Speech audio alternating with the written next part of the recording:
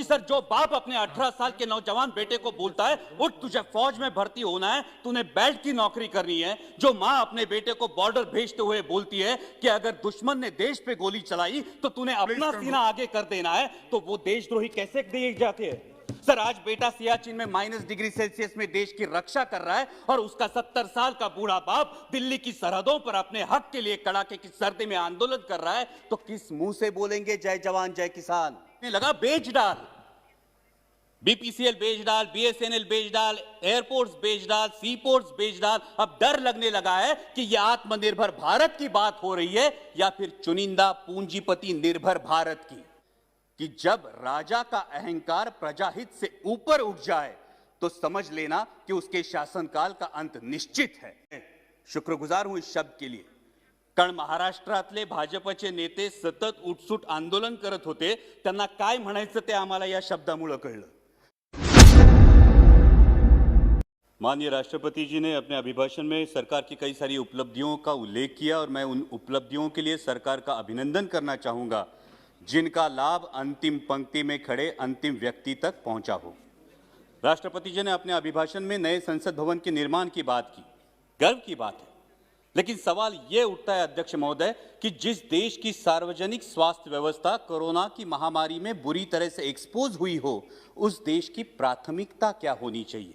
नया संसद भवन या हर जिले में हर संसदीय चुनाव क्षेत्र में एक सुसज्ज अत्याधुनिक सार्वजनिक अस्पताल? देश की प्राथमिकता को नजर रखते हुए सिर्फ 22 एम्स से कुछ नहीं होगा। देश की प्राथमिकता को नजर रखते हुए पहले अस्पताल और फिर संसद भवन, इस पर आत्मचिंतन हो, ये मेरी गुजारिश है। Please silence, silence please. Bidur ji. और वैसे भी इस संसद भवन की मांग किसी ने नहीं की है, लेकिन हर सांसद मेरे इस बात से सहमत होगा कि हर संसदीय चुनाव क्षेत्र में एमपी लैड फंड के तहत होने वाले विकास कामों की मांग जरूर हो रही है। इसलिए मेरी दरख्वास्त है कि इस एमपी लैड फंड को अविलंब पूर्ववत किया जाए। इसमें अभिभाषण में केंद्र और राज्य के सरकारों के बीच कोऑर्डिनेशन की भी बात की गई। माननीय minister of finance state Anurag ji यहां उपस्थित है। मैं आपका ध्यान आकर्षित करना चाहूंगा कि महाराष्ट्र की सरकार को जीएसटी की 25,000 करोड़ की राशि प्रदान होना बाकी है, उस पर अविलंब विचार किया जाए। राष्ट्रपति जी ने अपने अभिभाषण में युवाओं के रोजगार की बात की। इस सरकार ने सपना दिखाया था कि सालाना 2 करोड़ युवाओं को रोजगार मिलेगा। अजय मिलना तो छोड़िए, जो हाथ में था वो भी चला गया। आज 1000 नौकरियों के लिए लाख युवा अप्लाई करते हैं और 4th क्लास की नौकरी के लिए ग्रेजुएट्स और पोस्ट ग्रेजुएट्स कतार में खड़े आते हैं। पहले नीम और अब नेशनल अप्रेंटिस जैसे प्रोग्राम, ये जो नीतियां हैं, ये देश के युवा वर्ग के लिए शोषण व्यवस्था साबित हो रहे हैं, क्योंकि पहले नौकरी लग जाती है, फिर माँ बाप शादी कर देते हैं और 2 साल में कंपनी ब्रेक दे देती है ताकि उसको परमानेंट ना करना पड़े और युवा के भविष्य में अंधेरा छा जाता है। इसलिए इन युवाओं के आक्रोश को समझे और इन नीतियों पर पुनर्विचार हो। इस अभिभाषण में और एक बहुत अच्छी बात की गई, वो है आत्मनिर्भर भारत की। जब हम सबने सुना था कि देश को बिकने नहीं देंगे तो हर किसी को गर्व महसूस हुआ था, लेकिन शायद उसके बाद OLX का विज्ञापन कुछ ज्यादा प्रभावशाली साबित हुआ और वो नीतियों में भी दिखने लगा बेच डाल।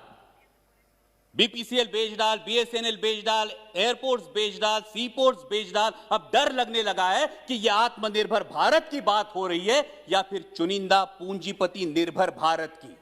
मैं सचेत करना चाहूंगा कि इस प्रकार से मुक्त अर्थव्यवस्था के आड़े में अगर हम क्रूनी कैपिटलिज्म को बढ़ावा देकर देश के संसाधन चुनिंदा पूंजीपतियों के हाथ में सौंप दे तो देश की आने वाली पीढ़ियां हमें कभी माफ नहीं करेंगी।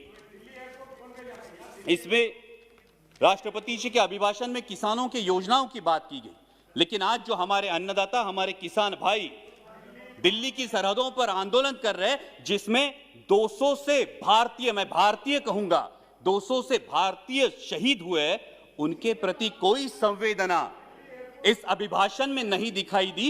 यह आश्चर्यजनक है। गणतंत्र दिवस पर जो घटना घटी उसकी आलोचना अभिभाषण में हुई। हिंसा का कोई समर्थन नहीं हो सकता, ना ही होना चाहिए, लेकिन उसके उपलक्ष्य में, sir please let me continue, हिंसा का कोई समर्थन नहीं हो सकता, ना ही होना चाहिए, लेकिन उसके उपलक्ष्य में इस किसान आंदोलन को बदनाम करने की जो साजिश रची गई दूरी जी। वो निंदनीय है। पहले बताया गया Why you कि are सिर्फ standing up? पंजाब के किसान हैं, फिर बताया गया कि ये तो आड़तीय है, Please sit फिर down. बताया गया कि ये खालिस्तानी Please है। Please sit down. Biduri ji. Biduri ji. Honorable member Biduri ji. बैठिए बैठिए। बदूरी जी गलत बात है। Biduri ji, please take your seat. Biduri ji. Honorable member, please take your seat. So please bring house in Why order. you are angry? This, sir अगर you sit down there. ऐसे बोलेंगे कल इनके नेता भी बोलेंगे तब हम बीच में चलाएंगे फिर अच्छा होगा सर। No, why? ये जानबूझ के है। Whenever you, नेता बोलेंगे, Biduri ji, whenever you will बोलेंगे। speak, at that time you can tell everything. Why you are stand up every time? Thank you Please, sir. Please. Sir, गणतंत्र दिवस में जो घटना घटी उसकी आलोचना अभिभाषण में हुई। हिंसा का कोई समर्थन नहीं हो सकता, ना ही करना चाहिए, लेकिन उसके उपलक्ष्य में इस किसान आंदोलन को बदनाम करने की जिस तरह से साजिश रची गई वो निंदनीय है। पहले बताया गया ये तो सिर्फ पंजाब के किसान हैं, फिर बोला गया कि ये तो आड़ती है, फिर बोला गया ये खालिस्तानी है, और फिर तथाकथित आईटी सेल ने और मीडिया के कुछ नुमाइंदों ने उन्हें देशद्रोही करार दे दिया। मैं पूछना चाहूंगा कि सर, जो बाप अपने 18 साल के नौजवान बेटे को बोलता है उठ तुझे फौज में भर्ती होना है, तूने बेल्ट की नौकरी करनी है, जो मां अपने बेटे को बॉर्डर भेजते हुए बोलती है कि अगर दुश्मन ने देश पे गोली चलाई तो तूने अपना सीना आगे कर देना है, तो वो देशद्रोही कैसे दिए जाते हैं? सर, आज बेटा सियाचिन में -डिग्री सेल्सियस में देश की रक्षा कर रहा है और उसका 70 साल का बूढ़ा बाप दिल्ली की सरहदों पर अपने हक के लिए कड़ाके की सर्दी में आंदोलन कर रहा है, तो किस मुंह से बोलेंगे जय जवान जय किसान? और सर, आज तो देश को 2 नए शब्द मिले हैं, उसमें से एक है आंदोलन जीवी। मैं शुक्रगुजार हूं इस शब्द के लिए, कारण महाराष्ट्रातले भाजपचे नेते सतत उठसूट आंदोलन करत होते, त्यांना काय म्हणायचं ते आम्हाला या शब्दामुळे कळलं। पण ज्या कष्टकरी वर्गासाठी आमचे बाबा आढावांसारखे सामाजिक कार्यकर्ते वयाच्या 90 ठामपणे उभे राहतात, ते मात्र महाराष्ट्राचा अभिमान है। लेकिन मैं पूछना चाहूंगा सर आपके माध्यम से कि जिस देश की स्वतंत्रता की बुनियाद ही आंदोलन हो, उस देश में इस बात का प्रयोग कैसे किया जा सकता है? सिर्फ 1 मिनट में कंक्लूड करूंगा सर। यहां पे कई माननीय सदस्य बोलते हुए उन्होंने परराष्ट्र में जिन्होंने अच्छी बात की उसकी सराहना की, लेकिन ये कैसी विडंबना है सर, जब ब्राजील के राष्ट्राध्यक्ष संजीवनी की उपाधि देंगे तो हम खुश होंगे, जब अमेरिकी पूर्व राष्ट्राध्यक्ष हाउडी मोदी बोलेंगे तो हम तालियां बजाएंगे, और जब कोई विदेशी मानवता के दृष्टिकोण से किसान आंदोलन पर टिप्पणी करेगा तो फिर वो फॉरेन डिस्ट्रक्टिव आइडियोलॉजी हो जाती है। सर, ये बैरिकेड्स लगाना, ये फेंसिंग करना, ये किस प्रजातंत्र का लक्षण है? सर, महामहिम राष्ट्रपति जी ने अपने अभिभाषण में आर्य चाणक्य के पंक्तियों का उल्लेख किया, लेकिन मैं इस सदन को बताना चाहूंगा कि उन्हीं आर्य चाणक्य ने यह भी बताया है कि जब राजा का अहंकार प्रजाहित से ऊपर उठ जाए तो समझ लेना कि उसके शासनकाल का अंत निश्चित है।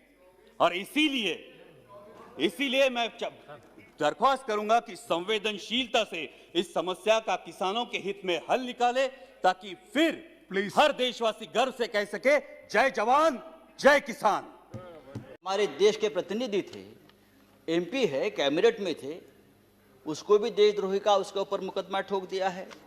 जो सिंगू बॉर्डर पर रिपोर्टिंग करने वाले मंजीत सिंह, धर्मेंद्र सिंह और भी ऐसे बहुत से पत्रकार हैं या लेखक है, उसको हमने इस कानून के तहत देशद्रोह के कानून के खिलाफ मुकदमा ठोक दिया है।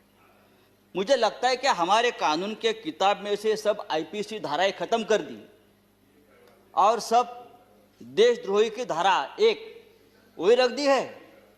डोमेस्टिक वायलेंस हो तो भी देशद्रोह का मुकदमा आप ठोक देंगे। पंतप्रधान मोदी हमारे लिए आदरणीय है, देश के प्रधानमंत्री का हम सम्मान करते करते रहेंगे। उन्हें प्रचंड बहुमत मिला है देश चलाने के लिए, हमें मानते हैं, लेकिन बहुमत जो होता है वो अहंकार से नहीं चलाया जाता, बहुमत बड़ा चंचल होता है। हमारे मराठी के एक संत है तुकाराम, संत तुकाराम, उसने कहा है निंदकाचे घर असावे शेजारी। उसका मतलब है जो आपका निंदक है, जो आपके ऊपर क्रिटिसाइज करता है,